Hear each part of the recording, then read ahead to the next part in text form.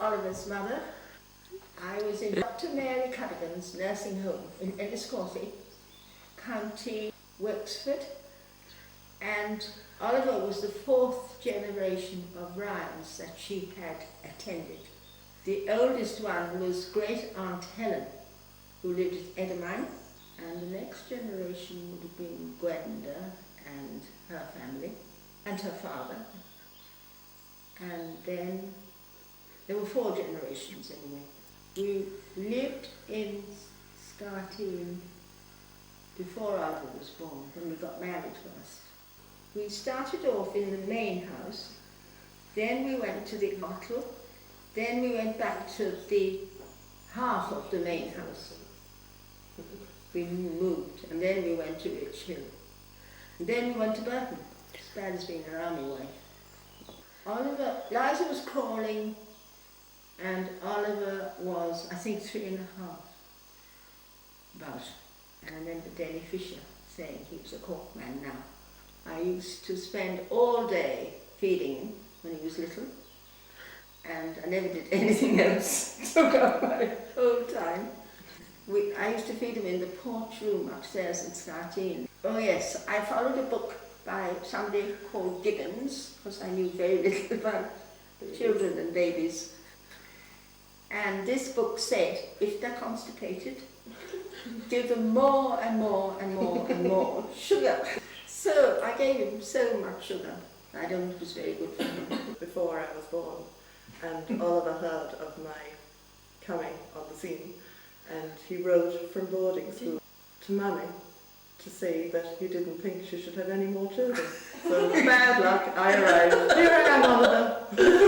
I was younger than you, I'd say, Nicholas.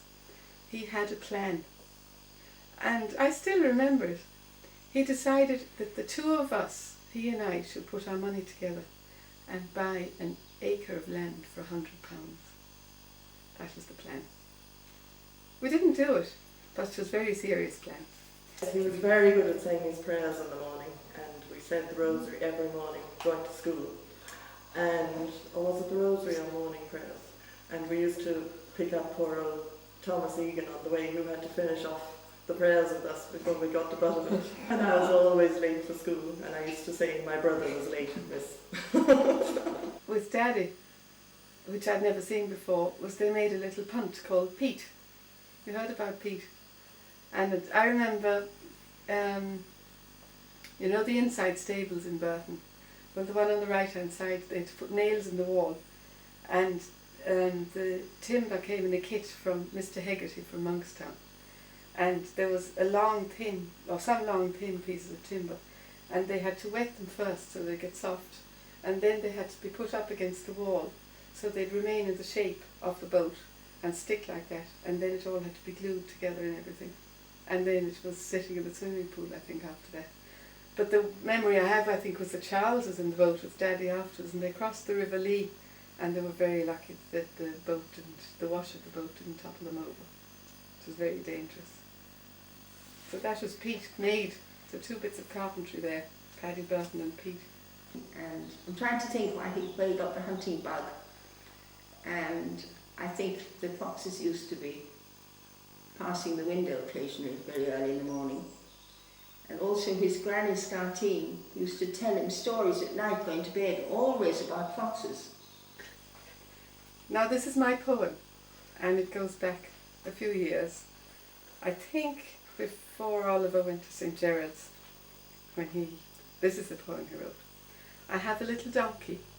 Her name is Nolly. She is far from very wonky, and she belongs to Ollie. Did you ever hear about Nolly and Goblin? Goblin was a batty foal, and he was worth a lot of money. And Nolly was the traditional type of donkey, and Oliver just loved them. And of course he went off to boarding school. That was a big event. And I remember him getting his clothes ordered and blazers and things like that, and going to visit the school in St. Gerard's. Mr. Marr was the headmaster. I think I saw a swimming pool there for the first time, and it was a bit sort of oldish looking. Oliver went to St. Gerard's, and then he found he didn't get enough to eat, really. And then he went to Glenstone, which was lovely food and lots very well minded there. But And even when he went to Glenstone, when he was feeling lonely, Father Athanasius would go and talk to him and about his little donkeys. So that's one thing I remember. we decided to bring him home, and he had a very tough time going into the Christian Brothers. But he managed it. He always had a great meal waiting for him, which when we had Nellie, who did all our cooking, and she was a very good cook. But this is the poem, and I'll tell you the background then. It's called The Highwayman. You might know it as well. And it was, the wind was a torrent of darkness among the gusty trees. The moon was a ghostly galleon tossed upon cloudy seas. The road was a ribbon of moonlight across the purple moor. When the highwayman came riding, riding, riding. The highwayman came riding up to the old inn door. Well, I was the young sister at home, and Oliver was the one learning the poem. And see what happens. That was, I think, when he was going to Charleville, to the brothers, when I think he used to call the teacher Ulswater. Because of there was a slightly different accent between the teacher and himself, so we noticed quite a bit. So when Oliver went to the brothers first and came home, there was an awful lot of learning to be done, and we all took a hand in it. And we ended up learning the things maybe as much as he did at the beginning. We used to have donkeys long ago as well. And thinking back on the donkeys again, the bit I remember is going up on the cart with Jim Fisher, and Bess was his donkey, and he brought us down the fields to the well fields where there was a dip, where there was a little old quarry or something, and we were up on the cart. I think there's still a picture in Burton that was all up on the cart with Jim. But one interest that might sometimes get forgotten was the love of the donkeys. And I'm just wondering where the love of the donkey will actually lead. Because there was Nolly and Goblin, and for those of you that don't know, probably most of you do, I went to school on one of them, I think it was Nolly. But Goblin was a lovely white furry little foal, and he had fur something a bit like that. And he was a lovely little animal. And then back the years again, I was the younger sister, puffing and panting after them when they were playing cowboys and Indians. And I remember going through the bamboos down the avenue in Burton, and there was Patsy Flynn, Jerry Murphy, what I remember, Pat Murphy, Sean Leary, and Oliver just have to think who else was there. But I just remember puffing and panting, always wanting to be part of it and wanting to keep on, but being quite a bit behind. The same with the rocks in Spanish Point. The fishing would be going on and I'd be trying to follow on. Always back at the end but not giving up. Oh yes, when he was young he actually built a little wooden horse which we called Paddy Burton. Terrific little horse on 4 little wheels, and it was great. I'm just thinking back going to Scarteen at Easter, when we used to have Easter egg hunts on the side lawn, and there was a special bush where there were always Easter eggs. And we wouldn't be able to travel much those days, so it was a big event to go to Scarteen. And we're remembering the Churchtown soccer team, and the big tall man and the little man who came from Charleville. Tom Lane was the big man and Davy was the little fella. And there was Paddy Joe was in it as well. I remember he used to vault over gates, he was very lively. I think Dennis Fehan was in it, and we used to have to mow the bowling green there, where the soccer pitch was. And we had, Oliver was not one of the larger people on the team at the time. And Daddy did a lot to help. And the soccer era was going on that time. We used to have to cut up barmbracks and bring out oranges and so on. So that was great of Daddy to do that, I'm sure, for the boys' sakes. And, oh gosh, this is going back again. Oliver must have been about your age, Nicholas. But one of the projects he took on was he made a little horse called Paddy Burton and made all the wheels and painted it and everything. All through that he always had his foot beagles and his hounds and his hunting. He and Oliver used to do most of the hunting. And I used to go out with them generally on Sunday afternoons when I was home from Athlone, which was between 1977 and 1979. and I loved getting out. I suppose the first thing you'd have to think of were the Beagles. And where would you start? Possibly, I suppose, with music and melody and the love of the hounds and various other things start coming into my mind, like building of the kennels in the pump garden and Ned and Frankie bringing up the guts and the full barrels of guts in the pump garden and all the various smells. Smells, I suppose, stick in my mind quite a lot. And once I was out with him and his beagle got knocked down on the road called Melody. And Oliver picked up the beagle and cried all the way home. And another time I remember him crying as well. He was riding Bruhinna around the farm and Bruhinna threw him off and Oliver fell in the muck. And you know what he was crying? He said, "Mommy, Mommy!" And Mommy was in France. What a bad mother. I don't remember when Mickey arrived, but he was a very graceful little dog. He had rather long legs for a proper terrier, I think, and he had smooth hair, and he was quite whitish. But what I remember best about Mickey is that when he lay down, he always crossed his front legs. And he turned out to be a great success. And that started me thinking about when Oliver started hunting around Churchtown, and when he used to go and meet Ned Doyle, and Ned always went out with his dogs, and they went around the bog, and Frankie, Ned's nephew I think, was up on the ditches. And then Ned's sister Molly, they all lived up near the pump in Churchtown, and Molly had a special teapot which we still have in Burton called Molly's Teapot, and that was used for all the big gatherings. And the first beagles that came were Music and Melody. Did you ever know Music and Melody? And I think they came from the Mallowfoot beagles. And they were lovely, and they had lots of puppies and everything.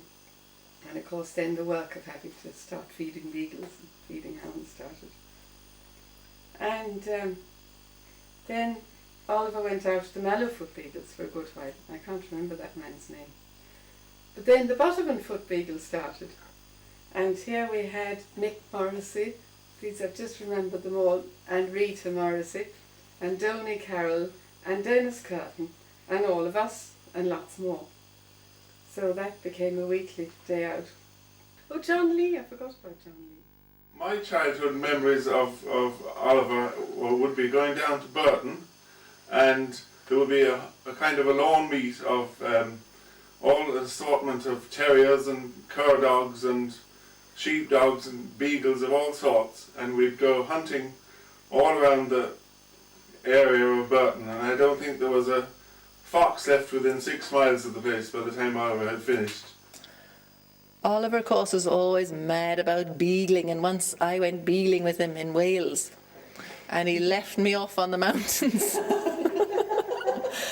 And I was wandering around and I got snow blindness and frostbite. And there was another woman, and I thought, oh great, I'll be able to keep up with her, but she was much faster than all the men even. Eventually, God looked down at me and said, "Poor Nita," and brought me back to the jeep, which was open, and I got in. I couldn't believe my luck. Then we came home to our house in Old Town, and Oliver couldn't get over the fact that there were icicles coming out of the taps. It was a very bad winter, that winter. He was always very, very keen on the hunting, of course, and my dad was very keen to encourage him. Oliver always did his own thing, quite a lot I think. And of course his favourite place in the whole world was going down to the bog. I think that was just pure therapy. He started serving Mass in Churchtown. The priest was Dr. Toomey, who you may have heard of. And Oliver had to learn Latin. So the servers at the Mass had to learn in Latin. So there he was learning again, Confitio Deo Nostro, whatever it was. Oliver went to Africa to see Liza, who was out there doing her social work, and he had a very sort of near-death experience but survived, thankfully. when I was in Nigeria, Oliver came and visited, and Alice's friend came at the same time. And he was very impressed with Alice the first night because Alice was telling everybody what to do in her own way. She suggests people do this and do that and do the other. And she got them to the airport so quickly. Instead of sort of going in queuing, Alice just moved her little finger and everything moved on. And Oliver was amazed at that. But then we went to our house, and when we got there we had supper. And while we were having supper he said to me, "Shouldn't you be doing mission work? Shouldn't you be sort of collecting babies and things like that?" And I knew then that every word of every letter I'd written home was totally useless because the whole sense of what we were doing couldn't be communicated back. So he called the Nigerians in the market the babies on the bum brigade because all the mothers were carrying babies on their backs. But we've got used to that because they're all here with us now, but you never see one on a bum, hardly. They're always in their new buggies, mostly here anyway. But Oliver's illness, I must say this, for everybody concerned, for Father Tom, Martinian, Christiane, Alison Fidelma, and I'd say even Dr. Pat Ilanbe, it was a deep experience for everybody concerned, most of all myself, I think. It was like another life. Oliver and I met in May 1987. It was at Lucilla Deasy's wedding in Carrickahorrick. My mother introduced me to Oliver's mother, and I talked to her for a short while at the wedding, and then I went home to milk the cows and arrived back at the wedding with my brother Tommy. And Rosemary recognised me again, even though I had changed out of my dress into my jeans, and she came over to me and said, "Oh, nice to see you again, you must come and meet my son." So that's how Oliver and I met. But then another thing happened in Nigeria. Father Tom came back one summer. I think it was the same summer of Lucila's wedding when I came home and I come back, and then Father Tom came later. And you know what he told me? Oliver and Dorothy had got engaged. I'll never forget it. I nearly died. I was absolutely amazed. I just remember sitting in his house that time in St. Louis Parish. My first visit to Burton was after Cork Show of that year in 1987, and it was quite funny really because Oliver invited me to Cork Show, but I had another man with me as well, a man called Des Lawler, and when we went back to tea, you know, Rosemary was great, she had a lovely tea for us all, and it was Father's Day, and Peter Gerard was there and John Ryan Pressel. And I discovered later that I sat in Oliver's chair, that Oliver invited me to sit in his chair, which I learned was a tremendous honour because nobody was allowed to sit in Oliver's chair. He apparently used to get very annoyed, so I really was honoured. And came home and changed completely and started up all these funny courses called communications courses, which took place here in the drawing room, and all the neighbours came, and all of us, and it was all very deep, and I found myself sitting in the drawing room, sitting opposite Michael Drennan, telling him what I thought of him, and all I could think of was, your eyebrows meet in the middle. He had his confirmation in Dublin, and afterwards he went to college in Dublin, and he had landladies and different places to stay. And then he got his first car, I think it was a Morris. It's a very good car. And he went and sold that one and got a bright green Renault 4 after that, which I think was cheaper because of the colour. Just the thing about cars, what was the first? The bright green Renault you got that thought it was the bee's knees. What was it, a Renault 3 or a Renault 4 or something like that. And I think you used to drive it a bit too fast. Remember the humpback bridge between Channel and Kilmallock? And the Renault didn't have great suspension at the best of times, but We went over that humpback ridge at an awful rate. And I hit my head so hard against the roof of your car that I still remember it. And a lot of people still ask me what that bump was all about. One thing Oliver always enjoyed was dressing up and acting the idiot. We got married on the 16th of April 1988. After he was married, and I came home and I was grand and happy. And I found a little note for me under his pillow, telling me that he wouldn't be far away, and I could always call on him whenever I needed him.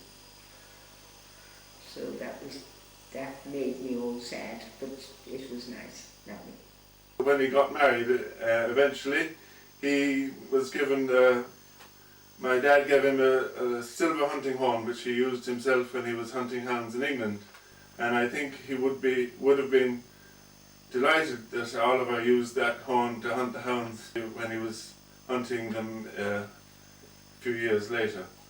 We moved to this house in Emly in September 1988, and we have lived here ever since.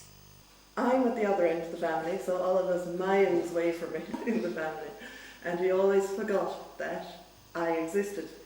Oliver said that we all have really bad teeth, and he said, oh, except for Charles. Charles is the one who has the good teeth. And Dorothy said, what about Hilda? And Oliver said, oh, I forgot about Hilda. Confirming my point. Nicholas was born on the 5th of January 1990 and Joanna on the 15th of June 1992. Yes, thinking of a good thing about Oliver, I thought he acted very well in My Fair Lady with Emily Players. I got so engrossed in it that I forgot Oliver was actually acting, which is a great sign of an actor, isn't it? In 1992, Oliver was awarded a master's degree from Limerick University for a thesis that he wrote on milk quotas. Day's hunting ever was with my dad when he was master and huntsman, and it was in 2004, and the days I hunted was in Herbertstown and Emly, and I really enjoyed those days. And this season I hunted 9 days with him when he was joint master. A few years ago we first of all slid on a road in Ballinacree, then we went into someone's field. It was very snowy and it was the day after St. Stephen's Day, and Daddy came down the hill on a fertiliser bag, and he came down the hill and he crashed into the wire, and we all had a great laugh. My mother takes me to all the hunter trials, and that is really fantastic, but I really, really love it when Dad comes too. There, Oliver, happy birthday. 50th, I gather. It's nice to have a very good first half, and I hope your second half is even better. Oliver, just a couple of words of huge admiration and thanks for all you've done with the Scotting Hounds, and for the Scotting Hounds, and for the Scotting Hunt. You're a foundation member of the team, one that is irreplaceable, and we enjoy your company and all the work and everything that you put in for the hunting of the hounds and the management of the hunt country. I hope you get as much of a kick out of it as we do. I think you do. And Nicholas's question there in the beginning about when did you hunt the hounds, when you stood in for me there last year, it enabled me to get a lot of stuff done that I couldn't have done otherwise. Thank you again for standing in last year, which was the year 2004. You did a tremendous job, as you know, and great hunting, great sport, and I was able to just come back in from my year off like nothing had changed. Some tremendous hounds you left after you, and also for standing in for me again there this year when I was away. It's great to have not just a substitute but one as accomplished as yourself.